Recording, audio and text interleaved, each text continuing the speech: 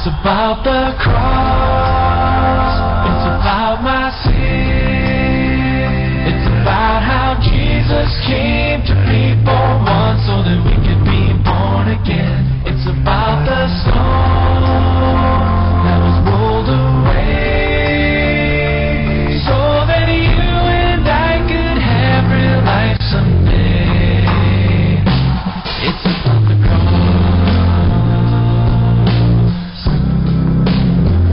It's about the cross.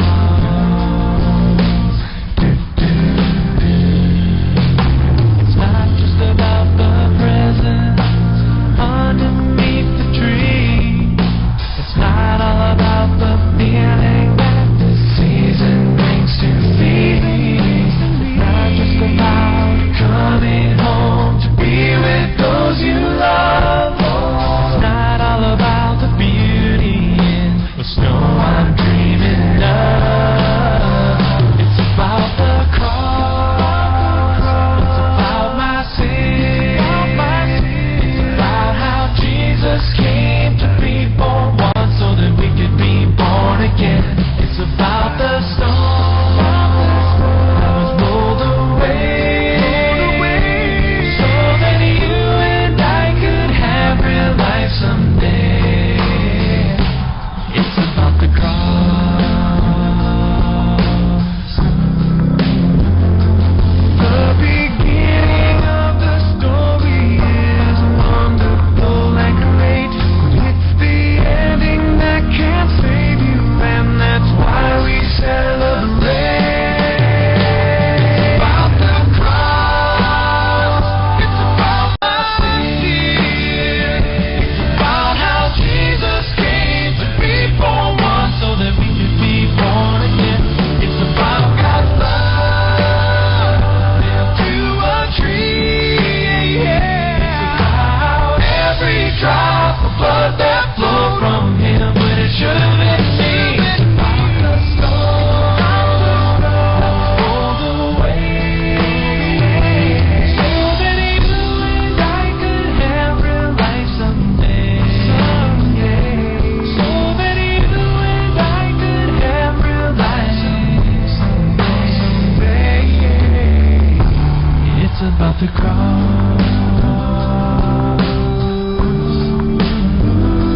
It's about the cross.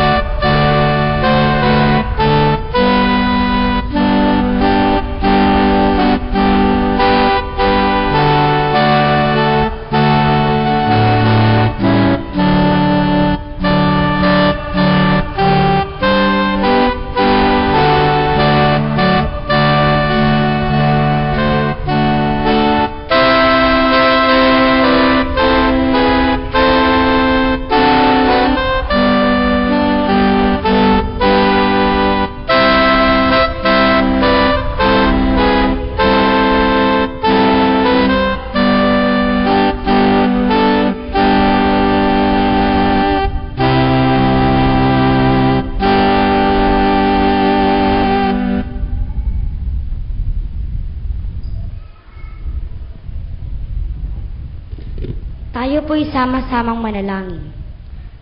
Panginoon, narito po muli kami upang ikay aming sambahin at pasalamatan. Maraming salamat po at muli niyo po kaming tinipon upang ikay papurihan. Nawa po, kayo po ang manguna sa aming gagawing pananambahan sa gabing ito. Ito po ang aming samot panalangin sa pangalan ni Jesus. Amen.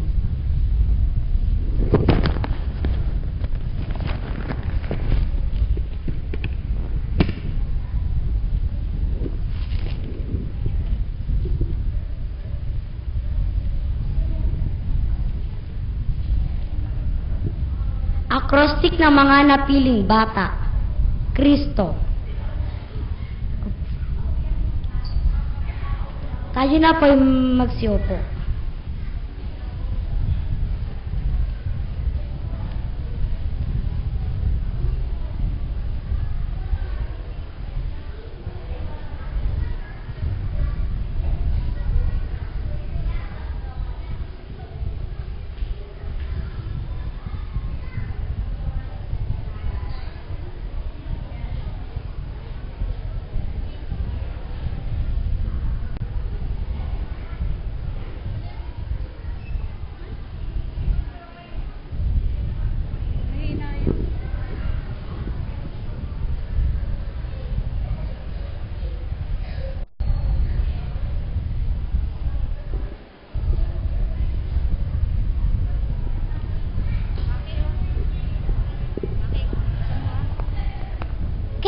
Kanlungan ni naman Kristo na isinilang sa araw ng Pasko, siya ay sinilang.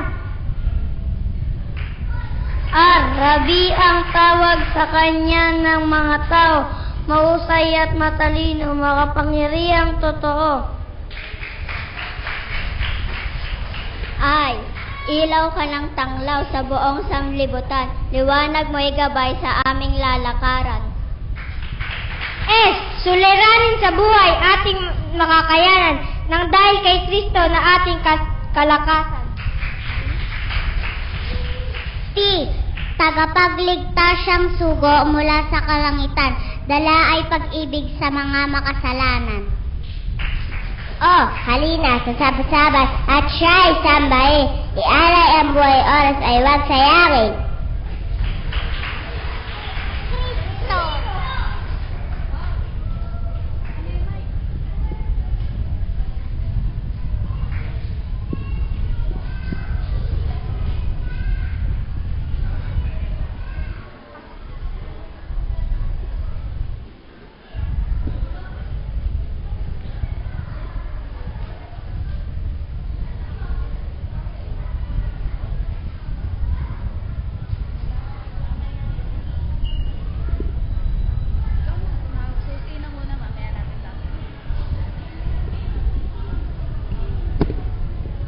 Mga tula ng mga napiling bata.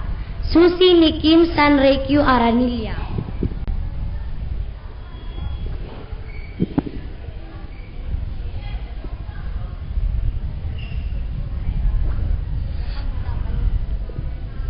Susi! Isang munting susi ay may kayang buksan ang lalong malaking pintuan. Isang munting bata akong inutusan ng masayang palatuntunan.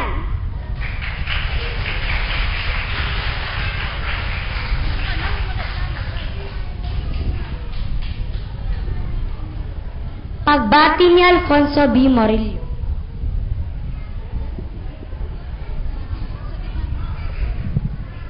Kami nagdadala, kayo'y narito, mahal ng magulang at mga kalaro. Sana'y masihan ang inyong mga puso mula unang bilang hanggang dulo. Sulat ni Carl Edward Quijano.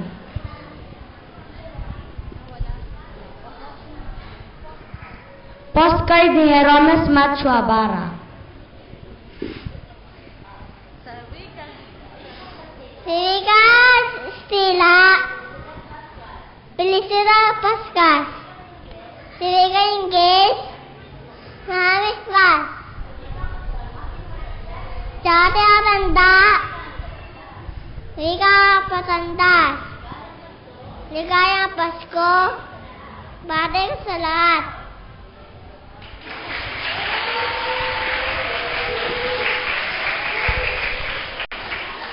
Batang Munti ni Gio Emanuel Parentela.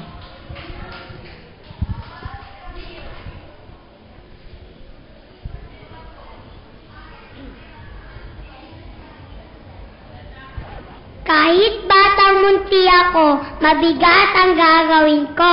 Pagkat natasan akong ihandog sa inyo ang balitang maligayang Pasko.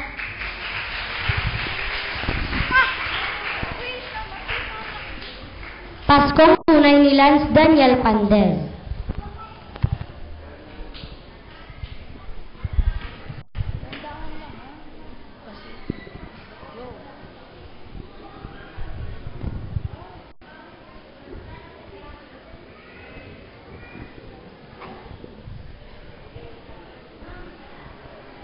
Pasko!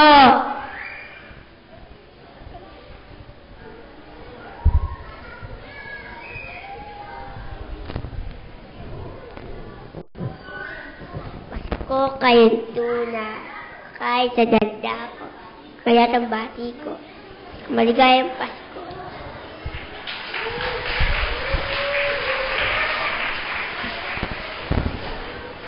Ako'y bis na ni Kate na Dimpi Kanayon. Ako'y bis na upang isalaysay liwanag ng Pasko na ang inyong kamtan.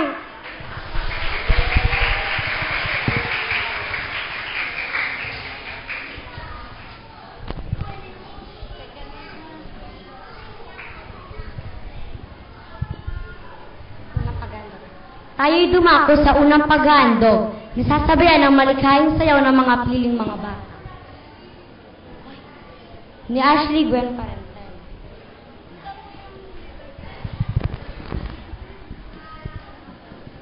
Dalhin kay Jesus sa lumang handog at ipagkaloob ng buong pag-irog.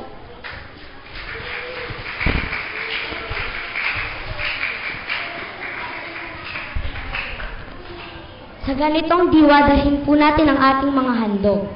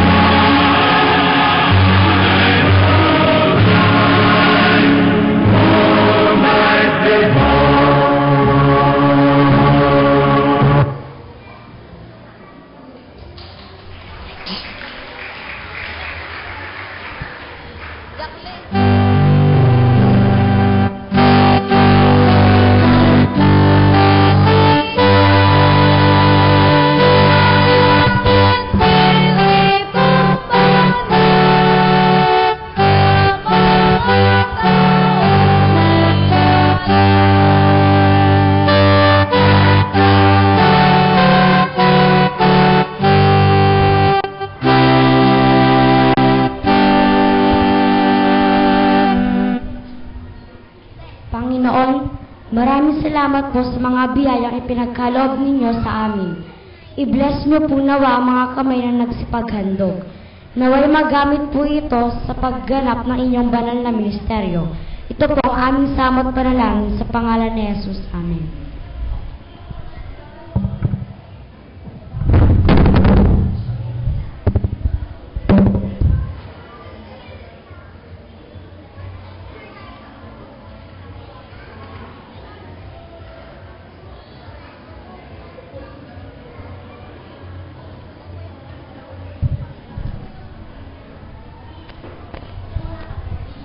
Acrostic Pasko.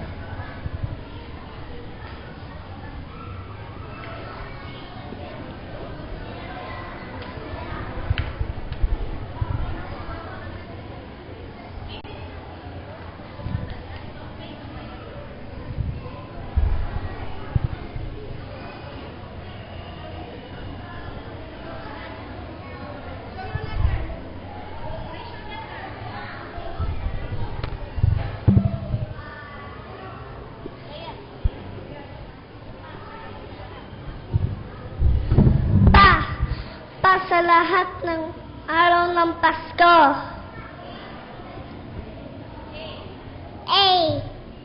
Ako. S. Saan mang dako?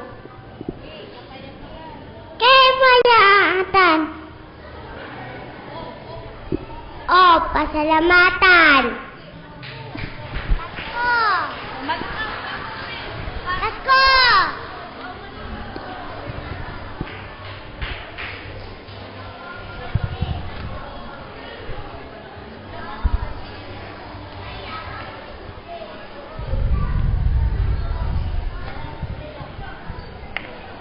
Awit ng puso ni Joy Marie de la Roca.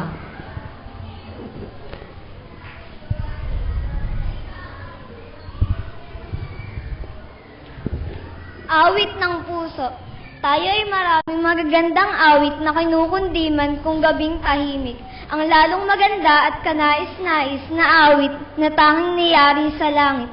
Marami sa ating magandang kundiman ang sadyang naglaho at biglang naparam, ang di magmamaliw sa puso ng tanan, ang Paskong dakila at banal. Mga batang pastol ni Dan Road, Kana.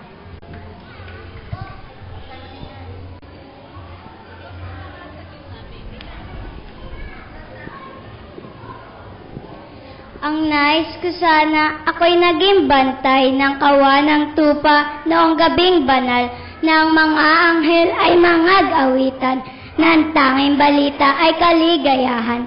Di ako'y matuling tumungo sa bayat, binati ang sanggol noong kasisilang. Ako'y lulod ng buong pitagan sa harap ni Jesus, hari kong mahal. Ang nais ko sana ako'y naging hari, isa sa naglalakbay na walang pangimi. Di akin dinalang malinis ang dubhi, ang buong yaman ko na pinakatatangi. Sinundan pa ng talang walang atubigili, sa mga bulaos ay para ng mithi, upang may handog na may kahalong ngiti, ang lahat kay na akin lugati. Ngayon wala na sa bayan ng Belen ang Mesiyas na aking pinakagigiliw. Siya'y nasa langit na pugad ng aliw, at may diademang magara maningning. Yaong unang Pasko may awiting aliw, di na magmabalik kahit na ibigin.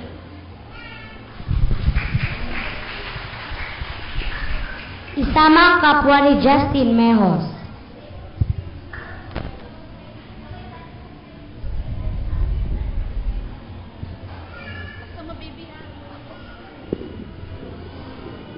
Isama ang kapwa sa Bethlehem. Kapwa isama sa naing Bethlehem upang makadama ng ligay at aliw. Kung ito ay mahatid na kaisa sa napiling, ang saya sa langit ay walang kambing.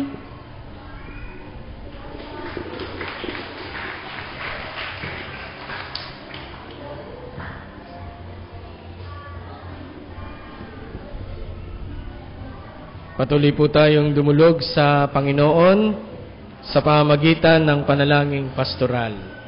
Tayo po ay manalangin. O Diyos na makapangyarihan sa lahat,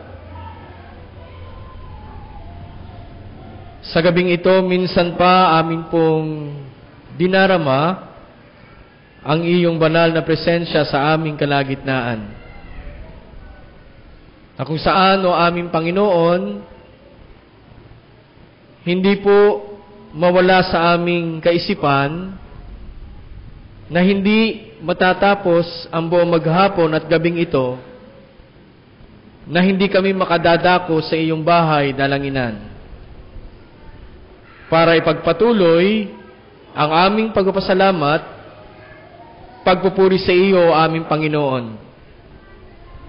Kaya naman ngayon, o aming Panginoon, narito ang bawat isa sa amin para sa aming sama-samang pagsamba sa pamamagitan ng amin pong simbang gabi na aming ipinagpapatuloy, na ngayon ay pinangungunahan ng mga maliliit na mga bata at kabataan para ang iyong salita, ang iyong kwento, ang unang Pasko ay magkaroon ng kabuluhan at kahulugan hindi lamang sa mga maliliit na mga bata at kabataan, lalo tigit sa bawat isa sa amin.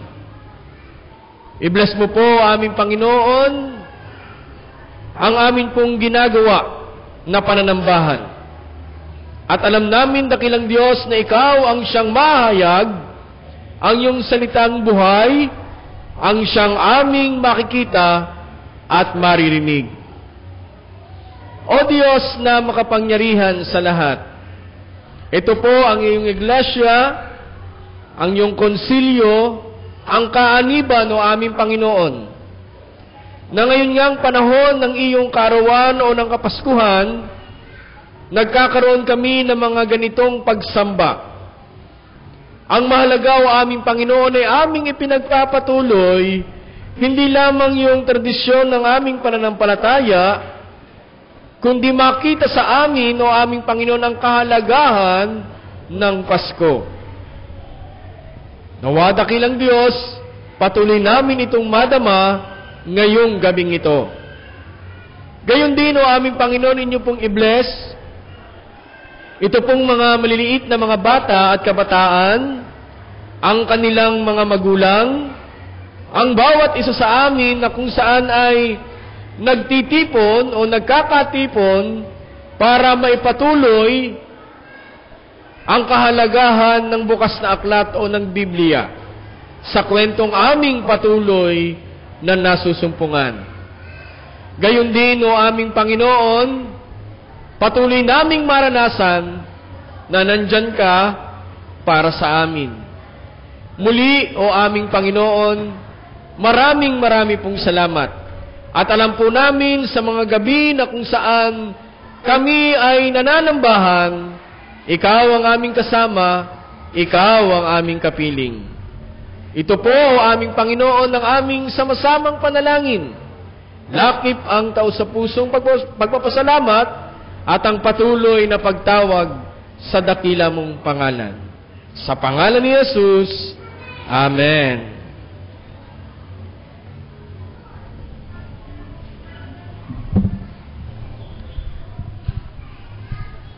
Wala po dito ano. Wala po magbasa.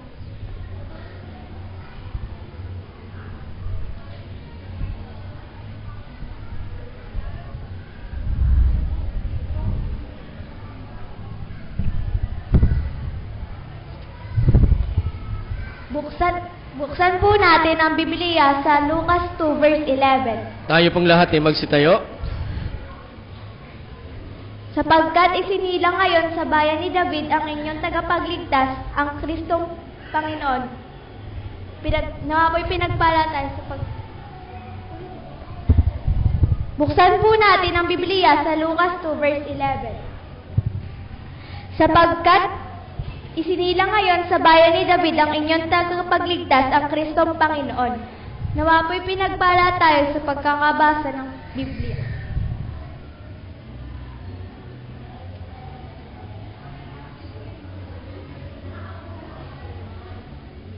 Makakaupo na po ang kapulungan.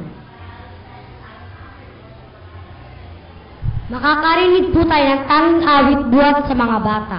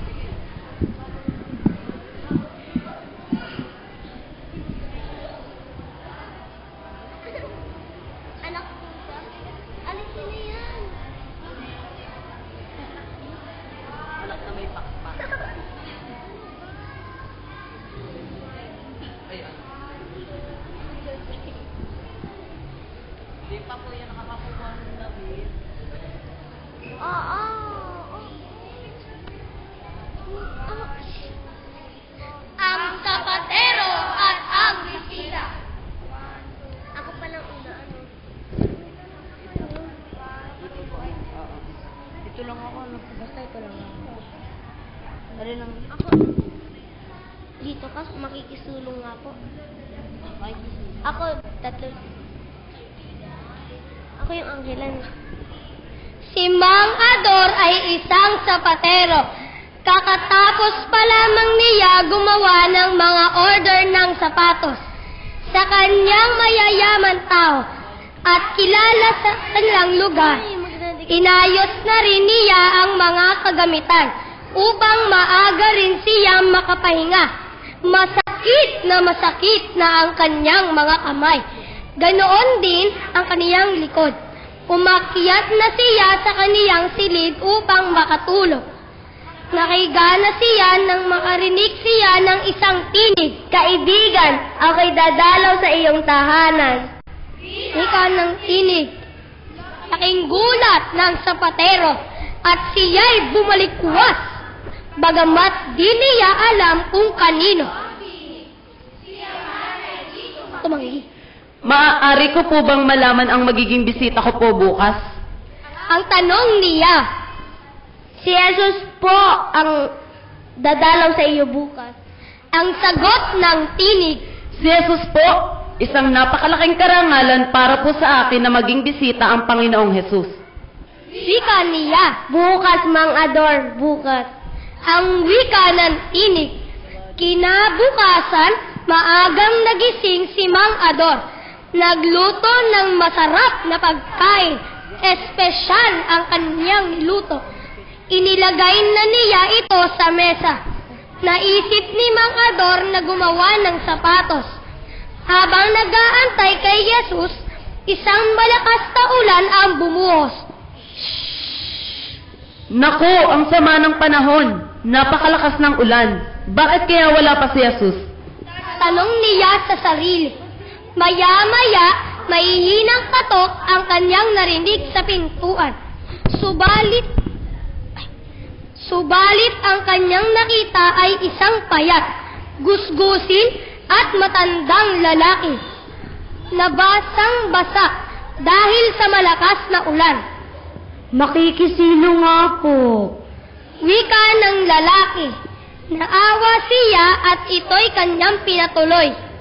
Napansin ni Mang Ador na kanina pang nakatingin sa pagkakain sa mesa ang matanda. Kaya kanyang itong inalok. Halika po kayo at kumain po. Ang alok niya sa matanda. Naku, nakakahiya. Mayroon kayatang espesyal na bisita. Turan ng matanda. Mayroon nga po pero okay lang po iyon. Marami naman po iyan. Tugon ni Mang Ador at lumapit ang matanda sa mesa. Kumuha ng pagkain. Nakita ni Mang Ador na nagutom ang matanda. Kaya nang ito'y magpaalam, ay kanyang binauhan ng pagkain. Masayang-masaya ang matandang lalaki, sapagkat sa kanila pagkikwentuhan ay doon nila nalaman na ilang araw na di ito dinakain. Wala siyang hanap buhay dahil sa natigil ang pabrika na kanyang pinagtatrabahuan. Sa ngayon, siya ay naghihingi ng tulong sa mga tao para may makain ang kaniyang pamilya. At muli niyang ipinagpatuloy ang magtatahi niya ng sapatos. Hindi niya napansin na hapon na pala. Aba, bakit kaya wala pa si Jesus? Makakain na kaya muna? Tanong niya sa sarili. Nagsisimula na siyang kumain nang marinig siya ng malalakas na katok. Parang nagmamadali, kiniyang binuksan, umaasa na si Jesus na ito. Subalit isang babae na may kasamang bata ang dumating. Wala itong mga pangyapak. Ipagpamanhin po ninyo na nangambala ko po kayo. Ang aking pong anak ay uhaw na po. Walang bahay po ang magbukas para sa amin.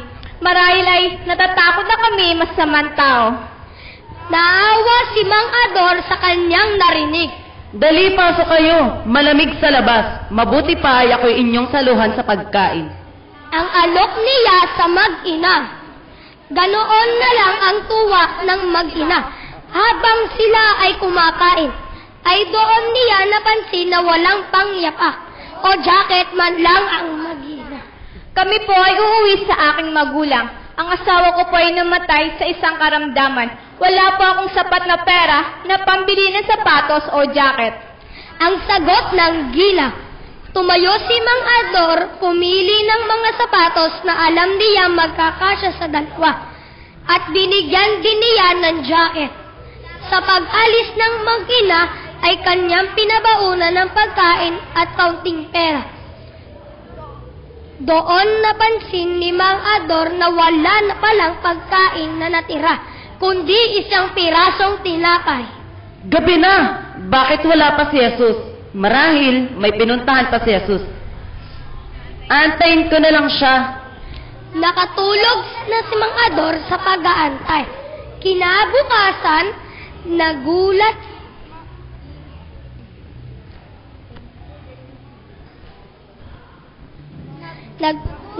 si Mang Ador sa mahihinang tapik sa kanyang balikat.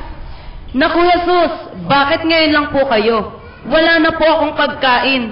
Ang akin pong sapatos na ginawa sa inyo ay akin pong naibigay sa mag-ina.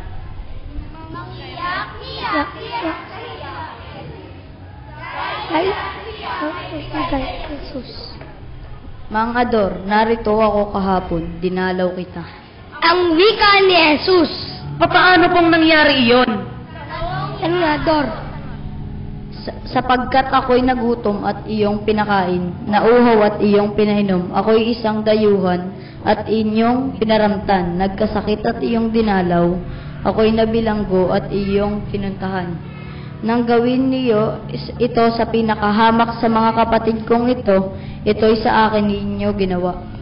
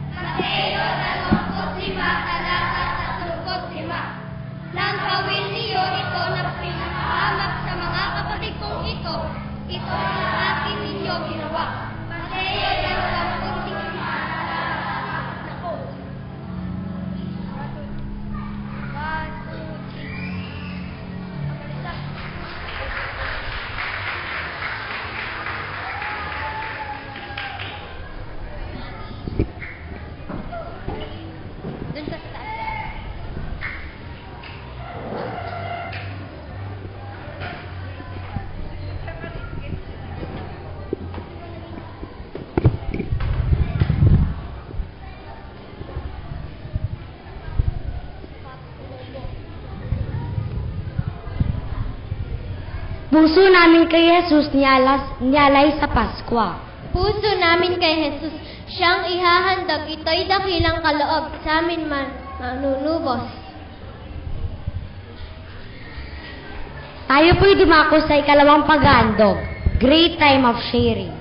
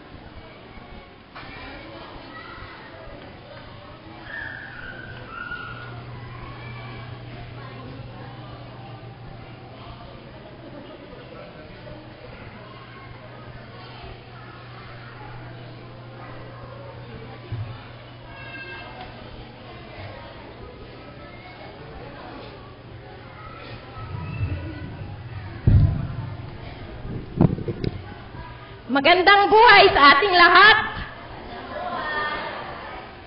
Atin pong pinasasalamatan ng tao sa puso. Unang-una ay ang ating Panginoong Diyos. Dahil po sa pagsilang ng ating Panginoon at mananakop na si Jesucristo na siyang dahilan kung bakit tayo ay nagdiriwang ng Kapaskuhan. Sa mga kabataan na masisipag sa pagdalo ng Sunday School at ng iba pang mga gawain sa ating iglesia, sa paghahandog nila ng mga awit, nakita natin at nasaksihan po natin ang magandang presentasyon ng mga bata. Tunay na nababakas natin sa kanila ang isang buhay na iglesia at buhay na pananampalataya. Maraming salamat din po sa mga magulang na patuloy na gumagabay at nagpapadalo sa kanilang mga anak sa iba't ibang gawain ng ating iglesia. Mabuhay po ang mga magulang. At ganun din po sa ating mga diakonesa na nag-aalaga at nagtsatsaga sa ating mga makukulit at malilikot na mga bata. Maraming salamat po, DM Liway at DM Marie. Maraming salamat din po sa ating minamahal na administrative pastor sa kanyang patuloy na pagbibigay ng spiritual guidance, hindi lamang sa mga bata kundi sa atin pong lahat. At ganun din po sa mga kasamahan ko sa Board of Christian Educators at sa mga iba't ibang lupon at samahan ng ating iglesia. Maraming salamat po. At of course, maraming salamat po sa ating bumubuo ng konsilyo sa pangunguna ng ating chairman, Engineer Joel Tadyosa. At ganoon din po sa ating lahat, sa inyong lahat, ang pasasalamat ay ating ipinaabot dahil sa patuloy ninyong pagsuporta sa ating iglesia sa iba't ibang kaparaanan. Kayo pong lahat ay tumutulong at tumutugon sa pangangailangan ng ating iglesia. Dahil po dito, maraming salamat po at Merry Christmas po sa ating lahat.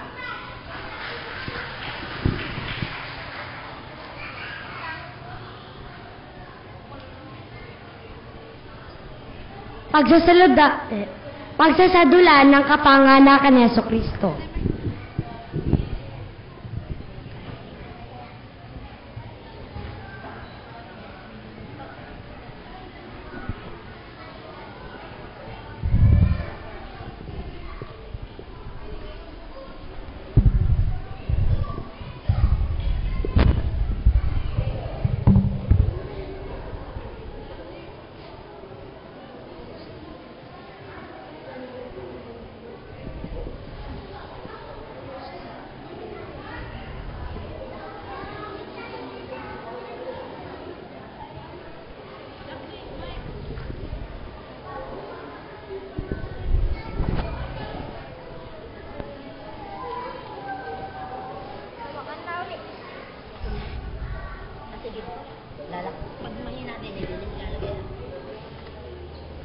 Ninyong malaman ang kwento ng Pasko?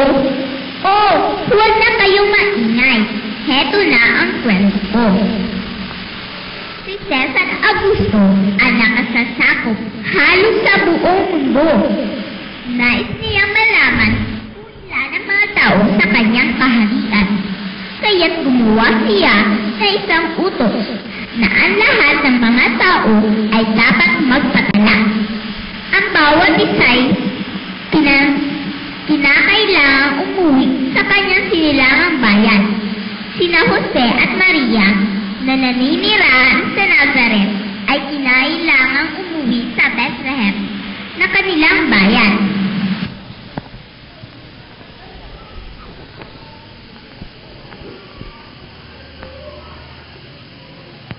Sabay, tuluyan.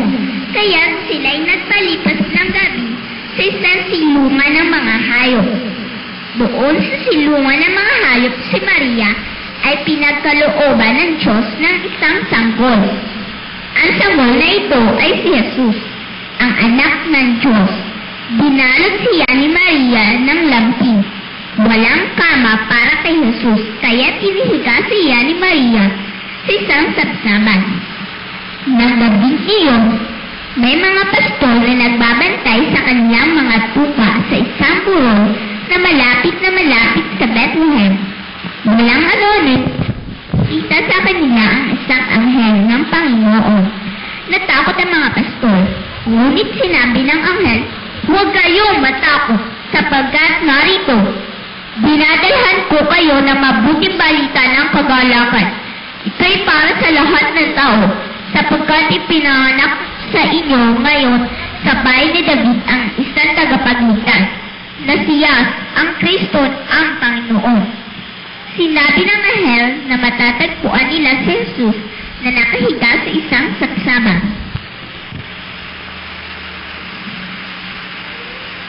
At lumitaw ang marami pang mga anghel at kanilang inawi. Walhati sa Diyos sa kataas-taasan at sa lupa'y kapayapaan sa mga taong kinalulugan niya.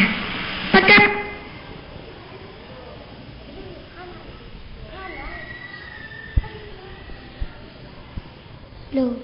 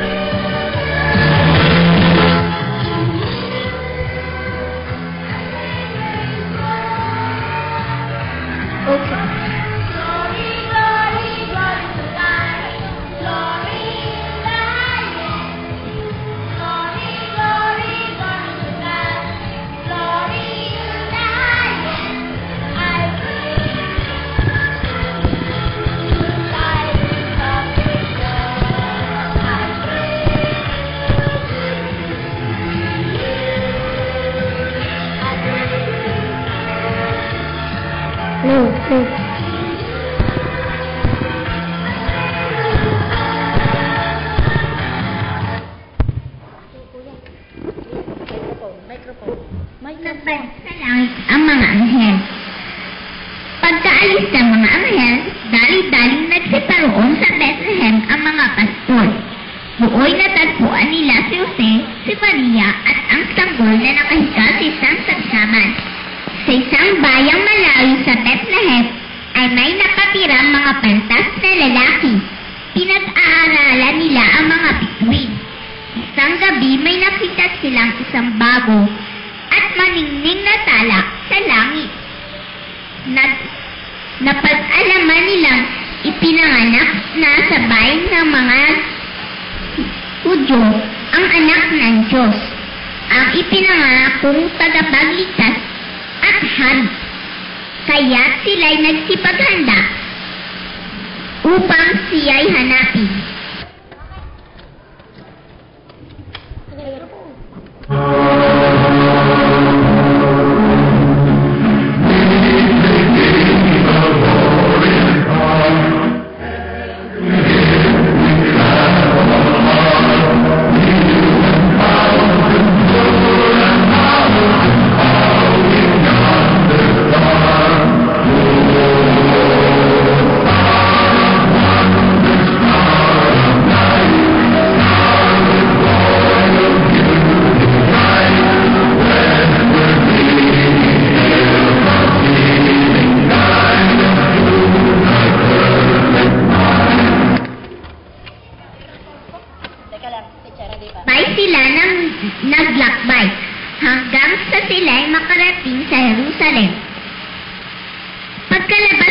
sa Jerusalem, tuwang-tuwa ang mga kantan, sapagkat nakita nilang muli ang kahanga-hanga bituin.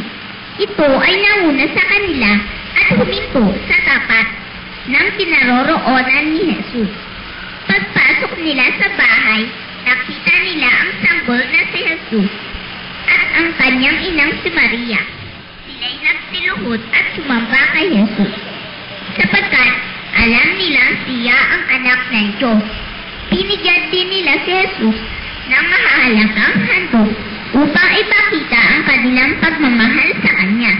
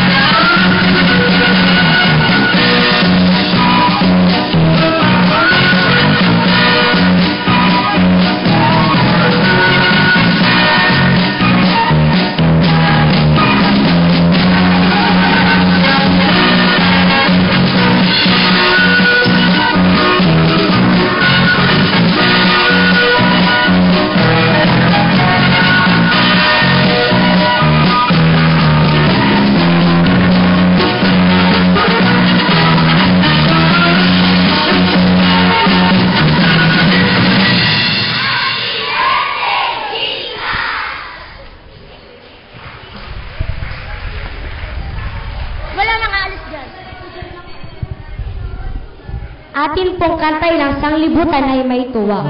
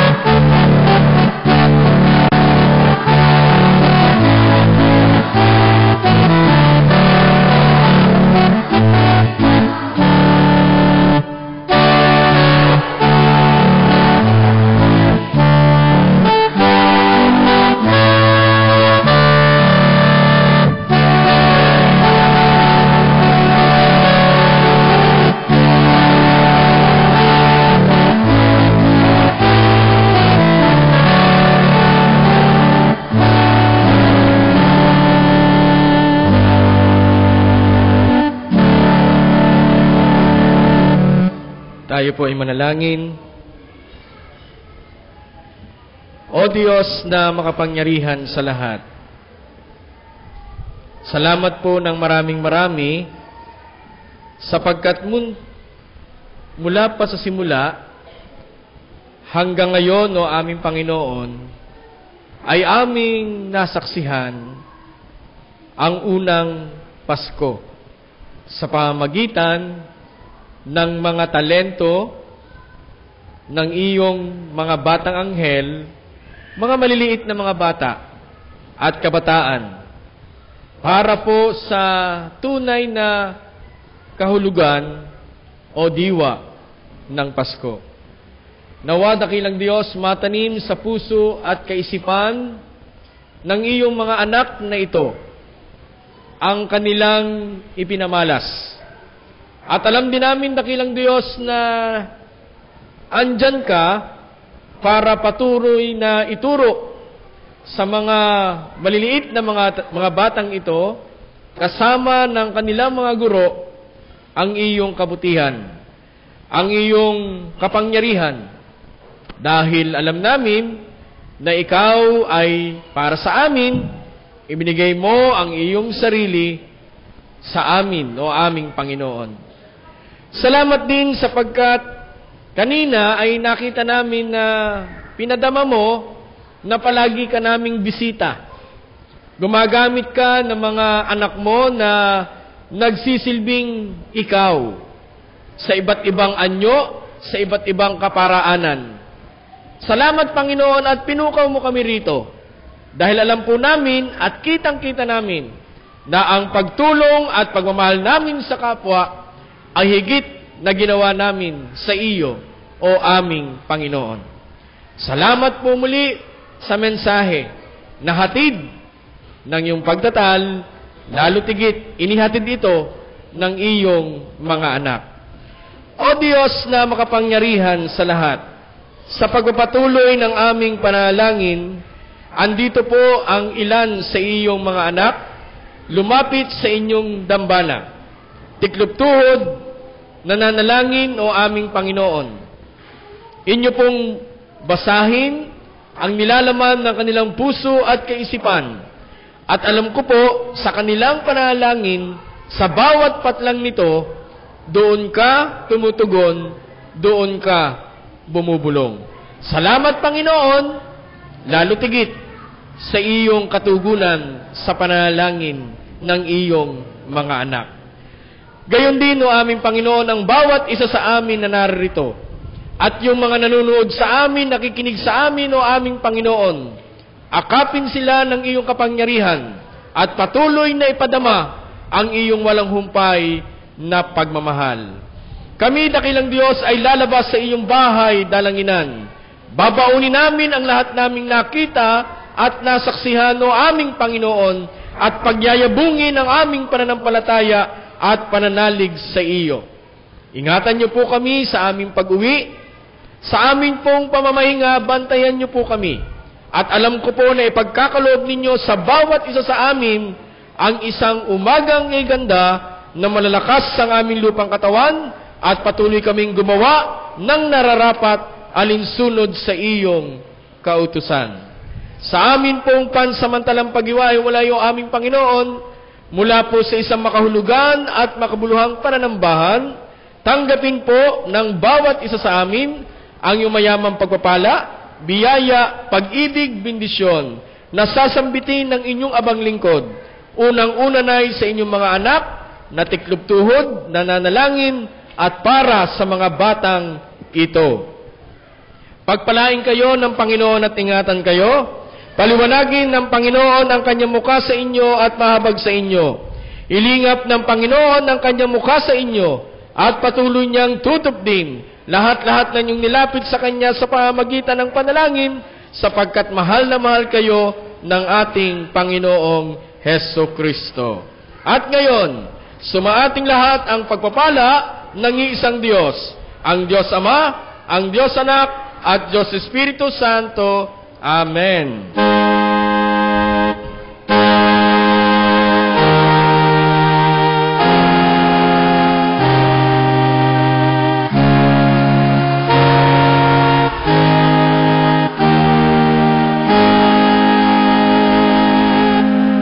Magandang gabi po sa ating lahat. Atin pong palakpakan ang ating mga maliliit na mga bata at kabataan. The Christian Kids Fellowship. Atin pong wine-welcome sa ating kalagitnaan ang bawat isa sa atin. Mayroon po bang bisita? Bagong muka? Nabanggit na po yan kaninang umaga. Wala na po. So, gustong-gusto na umuwi ng mga bata. Muli, palakpakan natin ang mga bata at ang lahat ng mga nanguna dito po sa ating altar. Ang dalawang nating DM at kanilang mga kasama. Bukas po ay ang ating mga elders, mega pala. Ang ating mga mega ang mangunguna at nariyan po ang mga tagapanguna. Magandang gabi po at pagpalain po tayo ng Diyos. Tayo pong lahat ay tumayo at tayo po ay... Paano gagawin natin? Sa baba na? Sa baba na? Mga DM, sa baba kayo magbibigay dito. Sa baba.